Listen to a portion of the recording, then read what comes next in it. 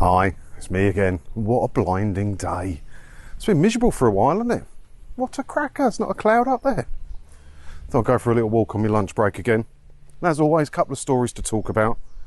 A few things that piqued my interest, shall we say. Nothing too political or something that's going to get me demonetised today, I don't think. First one was this one. Eastenders future bleak as loyal fans switch off over ludicrous plots and woke storylines amid £85 million spent on new set. Yeah, it's taken a hit in the old ratings as everybody's favourite, soap opera. They reckon it's not even pulling 1 million viewers an episode, whereas in its heyday it used to pull 30. No, it didn't pull 30 regularly. The most watched British TV show of all time is an episode of EastEnders. It's the Christmas one with Den and Angie Watts when he serves the divorce papers or something, I don't know. That's the most watched one. That got 30 odd million. Well, it wasn't a regular occurrence.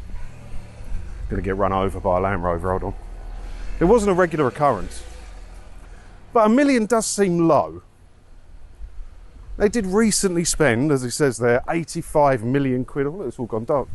85 million quid on the new set, which I said at the time is an absolute fucking joke, isn't it? Because not too distance in time away from that, Coronation Street had a new set. That cost them 10 million quid. And you've got to say the set's going to be about the same size. Same sort of size soap. Where's the disparity come from in the prices there? Is that the north-south divide again?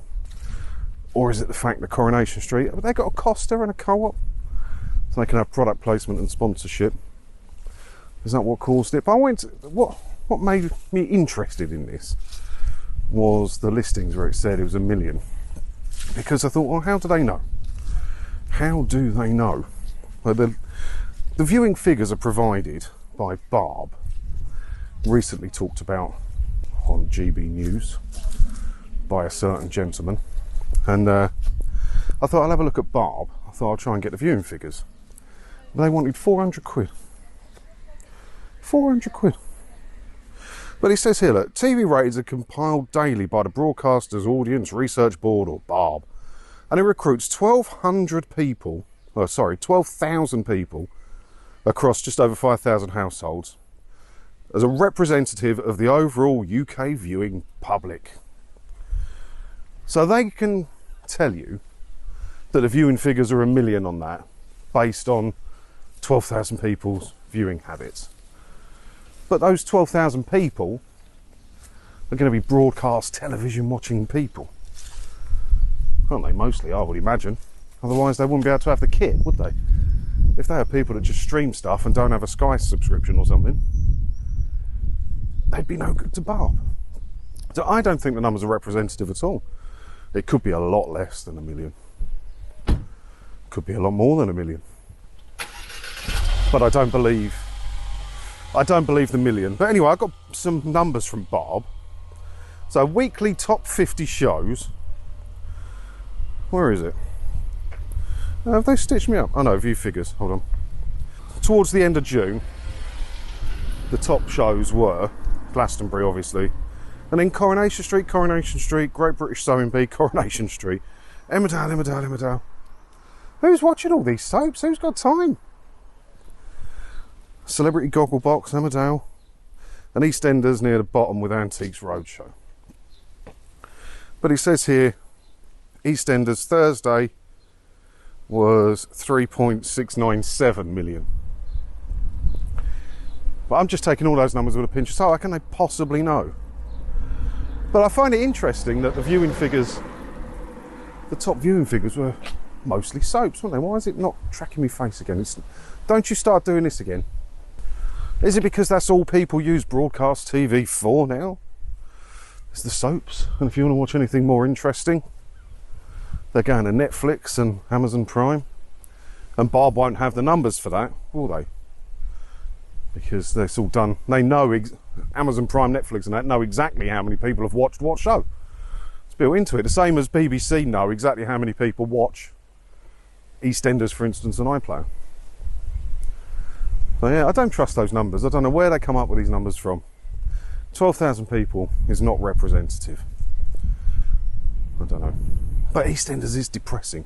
It's the most depressing show ever made. And there was a quote in here, where is it? Which cheered me up. It's in here somewhere. It used to be the show everyone was talking about, but it's now in a precarious position where older viewers are switching off and younger viewers have no interest. Bringing back presumed dead characters is a desperate move which rarely works. No, that's EastEnders' full MO. And how many times now have they brought back a presumed dead character? Apparently they've just brought back Cindy Bill after she apparently died while giving birth in prison. Try anything. Have a crack at anything, won't they? But yeah, if they want the younger people to view, put it on earlier. Do what, when I was at school in the 90s, you wouldn't even be talked to unless you had neighbours gossip or an opinion.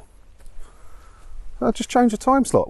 If it is getting 1 million, that time slot wasted on it, isn't it? Wasted. It's nice down here. So why not just change the time slot?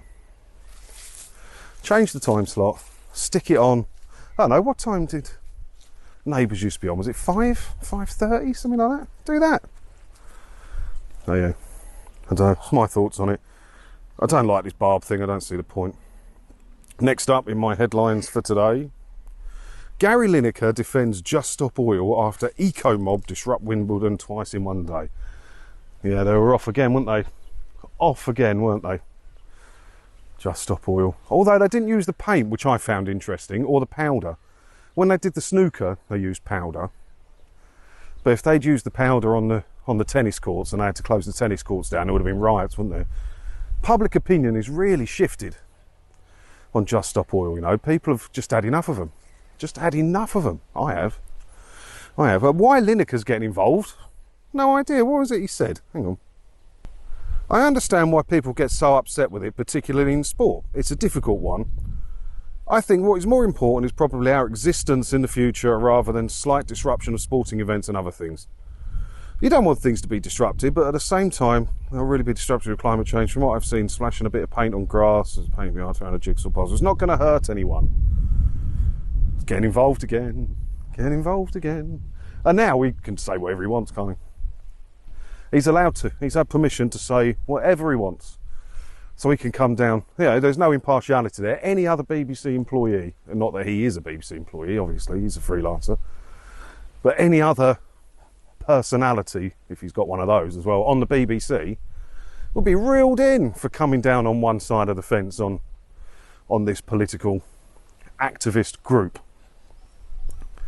But not Gary. Say and do what he wants, and it's been proven now, hasn't it? So I'll just quickly whiz through the others that I got.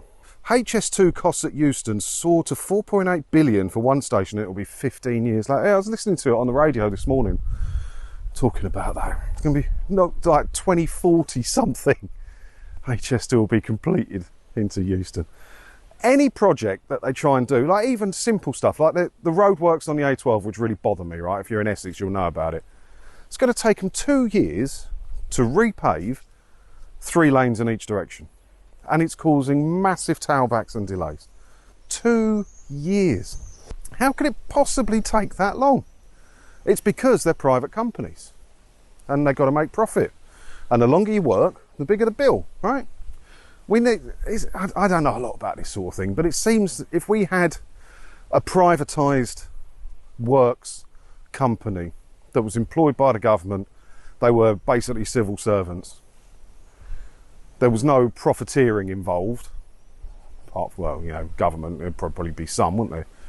But without it being like a separate company, would that not get the job done better and faster? They'd have no incentive to spin it out because they're only going to earn what they're going to earn. I don't know. I just can't help thinking these roadworks would go a lot quicker if it wasn't a private company doing them, if it was like properly privatised government run works company. But I'm quite sure a few of you out there will be strongly opinionated about that. Last one I had, just to cheer myself up. Bloke who gave girlfriend lingerie-clad lap dance faces 5 years in jail. So this is a bloke, right? And he live streams his entire life. Which, yeah, I don't know about either. But, you know, such is life nowadays. He's in Thailand with his girlfriend. And he pulls a stunt where he lap dances for her in a restaurant in lingerie. And he gets done for lewd behaviour in public and a couple of other charges they've lumped on him. Yeah. Learn the rules, mate. I've got zero sympathy. You don't go peeing about in someone else's country. You might get away with that in the UK because we're soft touches here. But in other countries, you wouldn't think Thailand would be too far against that. But yeah, they're not. He's going to be facing 5 years in prison, in a Thai prison as well. Rough. Seems harsh, but don't go peeing about in other people's countries unless you learn the rules of what you can and can't do, especially if you're going to pull stunts and stuff like that. These stunts are getting out of control. There was another one in the paper today where it was some tourist hotspot and there's a couple proper going at it on the car and in the car whilst being filmed, so it's probably for OnlyFans, wasn't it? Some slaggy woman's OnlyFans selling a public sex video. But it was that, like, people parking up, families walking along, and there's people just there with, like, the camera people. These stunts will get out of control because of OnlyFans and influencer culture. That's what it's all about. Says the man talking to himself on a camera by the boats. Don't know. But anyway, that's all I got to talk about today. I've been going longer than I wanted to, so I'll leave it there. And have a good weekend if I don't talk to you on it. Got a party to go to tomorrow, so that'll be fun. So I'll do that, and yeah, I'll see you in the next one.